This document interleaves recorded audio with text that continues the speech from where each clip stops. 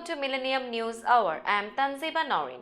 In today's bulletin, we will get you detailed news from across the nation and the world. Let's begin with the headlines of the day.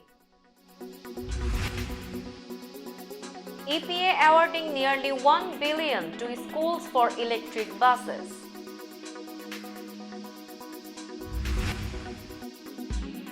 Fitter man struggles in Senate debate against Oz after stroke.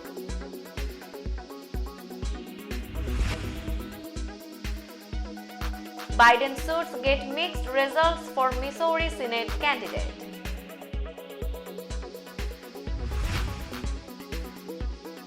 Michigan governor candidates debate tax cuts, abortion, guns.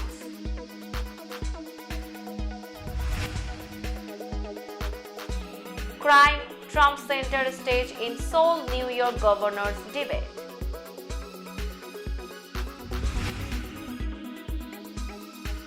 US vows full military defense of allies against North Korea.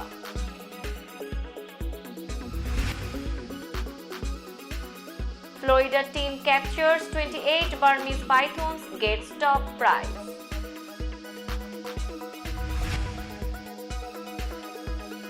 Magnitude 5.1 quake strikes in San Francisco Bay Area.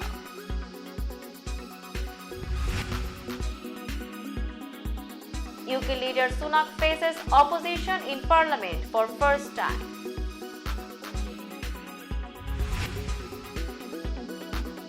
Kremlin said Putin monitors drills of Russia's nuclear forces.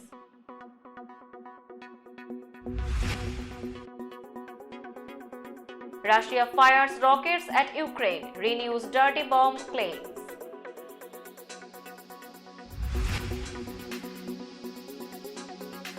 China using inhalable COVID-19 vaccine.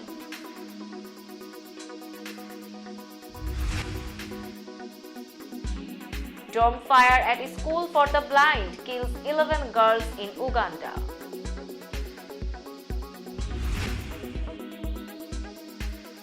Strong quake injures dozens, shuts North Philippine airport.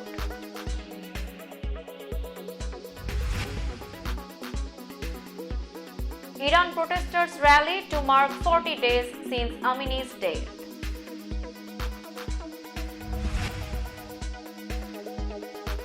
Mahomes keeps turning double-digit deficits into wins.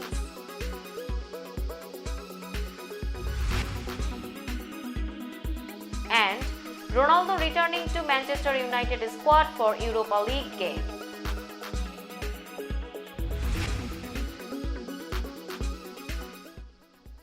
Now news in detail. Nearly 400 school districts spanning all 50 states and Washington, D.C. along with several tribes and U.S. territories are receiving roughly $1 billion in grants to purchase about 2,500 clean school buses under a new federal program. The Biden administration is making the grants available as part of a wider effort to accelerate the transition to zero-emission vehicles and reduce air pollution near schools and communities. Vice President Kamala Harris and Environmental Protection Agency Administrator Michael Regan announced the grant awards Wednesday in Seattle. The new, mostly electric school buses will reduce greenhouse gas emissions, save money and better protect children's health, the White House said.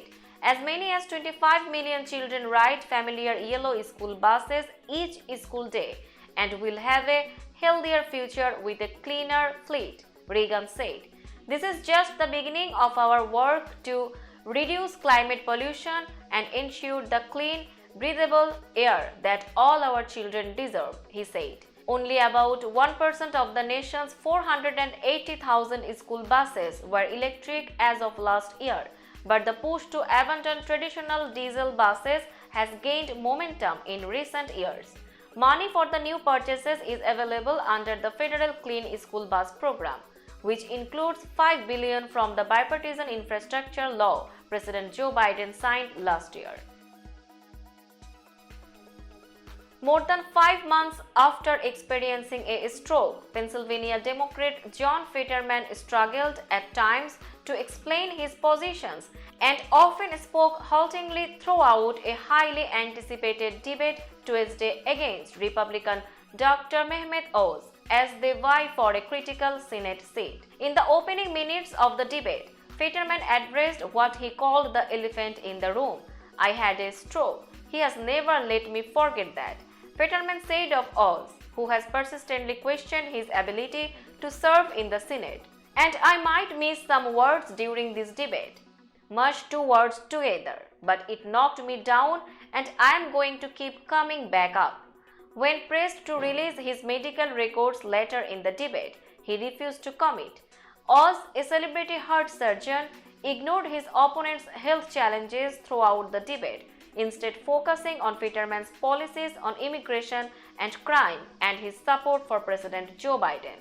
Democrats seized on a comment Oz made about abortion that seemed to suggest that the decision should be left to women, doctors, and local politicians. The forum had many of the trappings of a traditional debate, complete with heated exchanges and interruptions. But the impact of the stroke was apparent as Fetterman used closed captioning posted above the moderator to help him process the words he heard, leading to occasional awkward pauses. In just 20 months, Republican Missouri Attorney General Eric Schmidt has filed 25 lawsuits against Democratic President Joe Biden's administration, challenging policies on COVID-19 vaccinations, climate change, immigration, and education, among other things. It puts Missouri behind only Louisiana in the number of lawsuits against the Biden administration. Schmidt's wins are about equal to his losses thus far. But Schmidt has made the court cases a central theme in his front-running campaign for an open U.S. Senate seat. Since Joe Biden has taken over the White House, Eric has been one of the leading state attorneys general to hold the Biden administration accountable, Schmidt's campaign website declares. Schmidt's legal barrage against the federal government contrasts sharply with his approach during his first 2 years in office, when he filed just one suit against Republican President Donald Trump's administration. It also marks a significant departure from the way Missouri attorneys general have historically run the office, though it's more in line with recent national trends. Attorneys general in both Republican and Democratic-led states have increasingly sparred with the federal government over the past decade.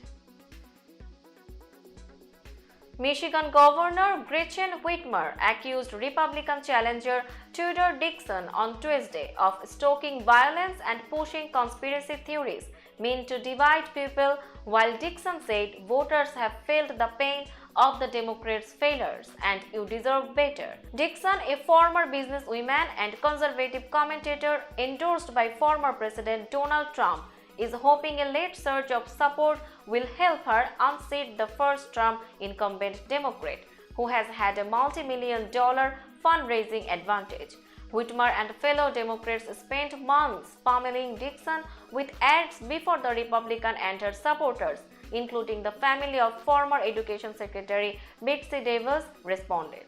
The final weeks of the campaign have seemed more like a competitive contest, with both hopefuls on TV and the candidates holding public events around the state.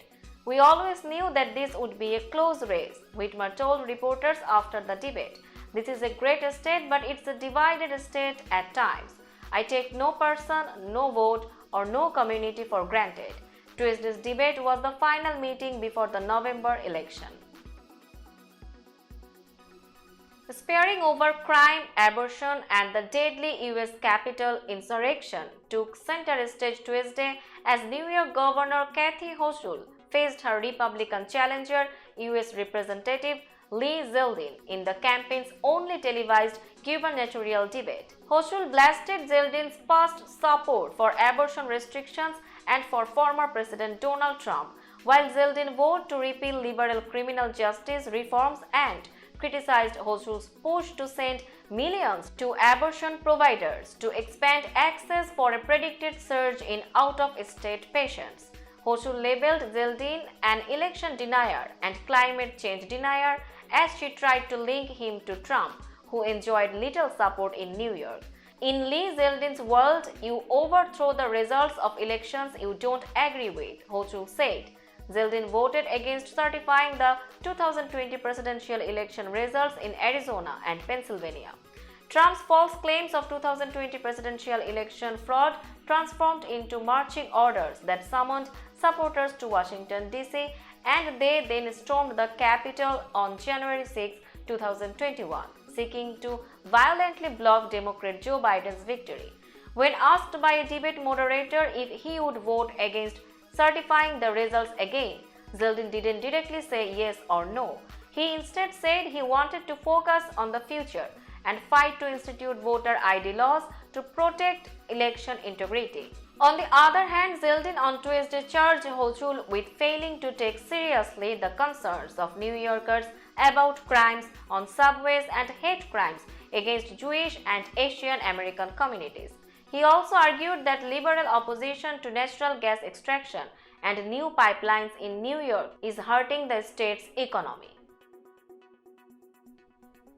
A 19-year-old South Florida man captured 28 Burmese pythons during a 10-day competition that was created to increase awareness about the threats the invasive snakes pose to the state's ecology.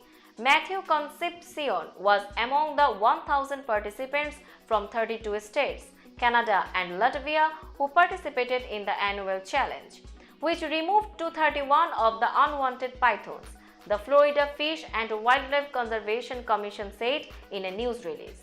For his efforts, Concepcion was awarded the $10,000 Ultimate Grand Prize courtesy of the Bergeron Everglades Foundation.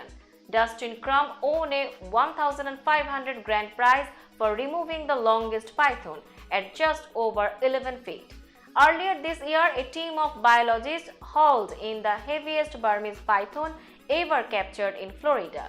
That female python weighed in at 215 pounds, was nearly 18 feet long and had 122 developing eggs, according to the Conservancy of Southwest Florida. The United States will make full use of its military capabilities, including nuclear, conventional and missile defense, to defend its allies Japan and South Korea, U.S. Deputy Secretary of State Wendy Sherman said Tuesday, as she warned North Korea against escalating its provocations. Sherman said North Korea's repeated firings of ballistic missiles and artillery in recent weeks were provocative military actions. North Korea has described them as practice runs for the use of tactical nuclear weapons. This is deeply irresponsible, dangerous and destabilizing, Sherman said in talks in Tokyo with South Korean First Vice Foreign Minister Cho Hyun-dol. The two officials met ahead of a three-way meeting with their Japanese counterpart on Wednesday. It would be the second in-person meeting of the three officials since conservative South Korean President Yoon Suk-yeol took office in May, signaling an improvement in difficult ties between Japan and South Korea. A year ago, Japanese and South Korean vice ministers declined to participate in a joint news conference after three-way talks in Washington, leaving Sherman to make a solo media appearance. Sherman said North Korea needs to understand that the U.S. commitment to the security of South Korea and Japan is ironclad, and we will use the full range of U.S. defense capabilities to defend our allies, including nuclear, conventional and missile defense capabilities, she said. Cho, during his talks with Sherman, raised concern that a new North Korean nuclear weapons policy adopted in September increases the possibility of its arbitrary use of nuclear weapons.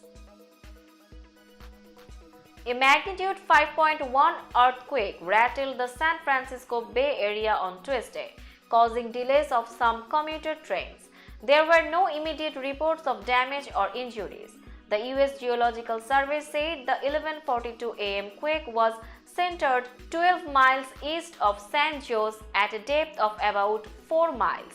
The area is hill country about 40 miles southeast of downtown San Francisco. Lucy Jones, a veteran California seismologist, told KNTV-TV that the quake happened on the Calaveras Fault, one of 8 major faults in the Bay Area. The caldera's fault is one that tends to have smaller earthquakes, Jones said. It was the largest earthquake in the Bay Area since a magnitude 6.0 jolt in the Napa wine country in 2014, Jones said in a social media post. Now it's time for global updates. British Prime Minister Rishi Sunak held the first meeting of his new cabinet before facing the opposition in Parliament on Wednesday for the first time as leader. Sunak took office on Tuesday and appointed a government mixing allies with experienced ministers from the governments of his two immediate predecessors, Boris Johnson and Liz Truss, as he tries to tackle Britain's multiple economic problems. Sunak's office said the lineup reflects a unified party and aims to ensure that at this uncertain time, there is continuity at the heart of government. But during the regular House of Commons session, known as Prime Minister's Questions, opposition politicians are likely to focus on the baggage the new ministers carry from the governments of Johnson, who quit in July after a slew of ethics scandals, and Truss, whose government lasted just 7 weeks. Russian President Vladimir Putin on Wednesday monitored drills of the country's strategic nuclear forces involving multiple practice launches of ballistic and cruise missiles in a show of force amid the heightened tensions with the West over the conflict in Ukraine. Russian Defense Minister Sergei Shoigu reported to Putin that the exercise was intended to simulate a massive nuclear strike by Russia in retaliation for a nuclear attack on Russia.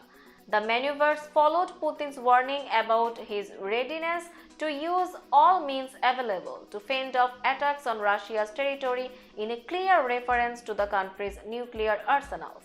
Wednesday's drills involved the test firing of a year's land-based intercontinental ballistic missile from the northern Plesetsk launch site and the launch of a Sineva ICBM by a Russian nuclear submarine in the Barents Sea. As part of the exercise, Tu-95 strategic bombers also launched cruise missiles at practice targets. The Kremlin said in a statement that all tasks set for the exercise were fulfilled and all the missiles that were test-fired reached their designated targets. Russia targeted more than 40 villages around Ukraine over the past day, Ukrainian officials said Wednesday, killing at least 2 people and sustaining the terror that forces people into air raid shelters each night. Russian forces launched 5 rockets, 30 air strikes and more than 100 multiple launch rocket system attacks on Ukrainian targets, the Ukrainian Armed Forces General Staff said. The attacks come as fears are growing that Russia, facing setbacks on the battlefield, might try to detonate a so-called dirty bomb, a device that uses explosives to scatter radioactive waste in an effort to sow terror, or could go as far as tapping its nuclear arsenal. Russian President Vladimir Putin on Wednesday monitored drills of the country's strategic nuclear forces that involved multiple practice launches of ballistic and cruise missiles in a show of force. The Biden administration said it received advance notice of the annual drills. Shoigu on Wednesday also called his counterparts from India and China to share Moscow's concern about possible Ukrainian provocations involving a dirty bomb, according to the Russian Defense Ministry. The Chinese city of Shanghai started administering an inhalable COVID-19 vaccine on Wednesday in what appears to be a world first. The vaccine, a mist that is sucked in through the mouth, is being offered for free as a booster dose for previously vaccinated people, according to an announcement on an official city social media account. Scientists hope that such needle-free vaccines will make vaccination more accessible in countries with fragile health systems because they are easier to administer. They also may persuade people who don't like getting a shot in the arm to get inoculated. China wants more people to get booster shots before it relaxes strict pandemic restrictions that are holding back the economy and are increasingly out of sync with the rest of the world. As of mid-October, 90% of Chinese were fully vaccinated and 57% had received a booster shot. A video posted by an online Chinese state media outlet showed people at a community health center sticking the short nozzle of a translucent white cup into their mouths. The accompanying text said that after slowly inhaling, people hold their breath for 5 seconds, with the entire procedure completed in 20 seconds. A fire at a boarding school for blind students killed 11 children in a rural community just outside Uganda's capital, Kampala, the school's administrator and police said Tuesday. One of our dormitories caught fire and burned at around midnight. The matron made an alarm, Francis Kenobi, the school's founder, said. This was one of the dormitories for the young girls and it caught and burned down, and very unfortunately, 11 girls, small girls, perished. Police said in a statement that 6 other people were hospitalized in critical condition. They said it was not yet known what caused the overnight fire that gutted a girls' dormitory at Salama School for the Blind in the district of Mukono. Fatuma Dishaba, a top official in Mukono, told local broadcaster NTV that the victims, including girls between the ages of 7 and 10, were burned beyond recognition. The victims' bodies will be identified through DNA analysis, she said.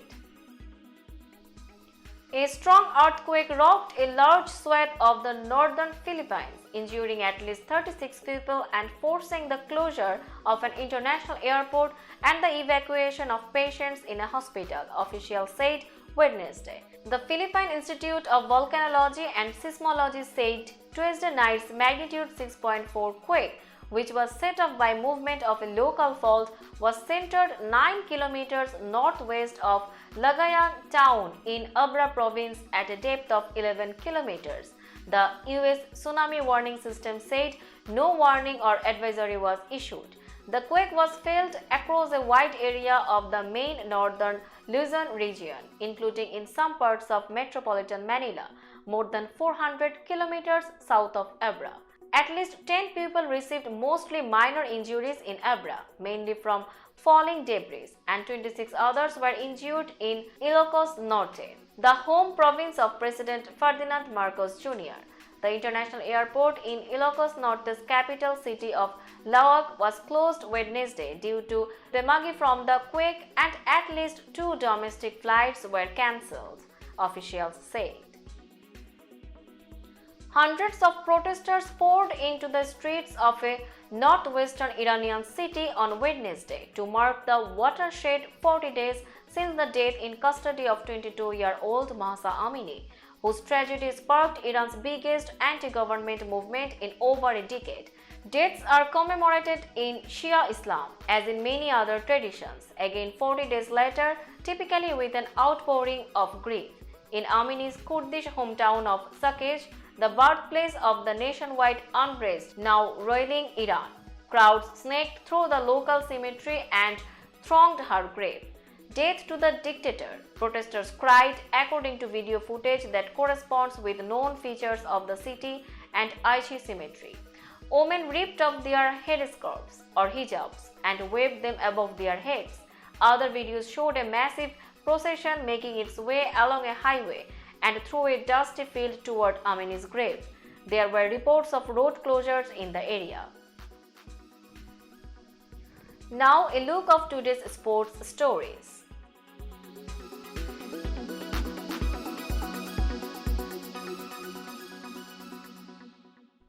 The most precarious lead in the NFL these days might be a double-digit one over Patrick Mahomes and the Kansas City Chiefs.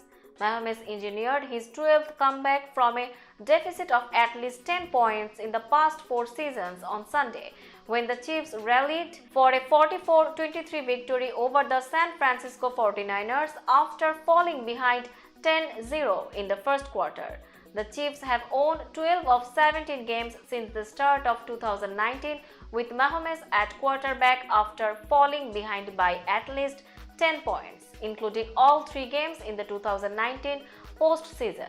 Kansas City is just as likely to win by double digits after facing the early deficit like they did against the Niners, as the Chiefs are to lose the game. Cristiano Ronaldo is back in contention for Manchester United after talks with manager Erik ten Hag. The Portugal striker could play against FC Sheriff in the Europa League on Thursday after being cut from the 1-1 draw with Chelsea last weekend and being made to train away from the first team squad. Ronaldo was punished for refusing to come on as a substitute in last week's 2-0 win over Tottenham, which raised fresh doubts about his future at United. But Ten Hag said Wednesday that the issue has now been resolved after talking to the forward. Cristiano will be in the squad tomorrow, the Dutchman said at his pre-match news conference. Now let's have a look on today's weather chart.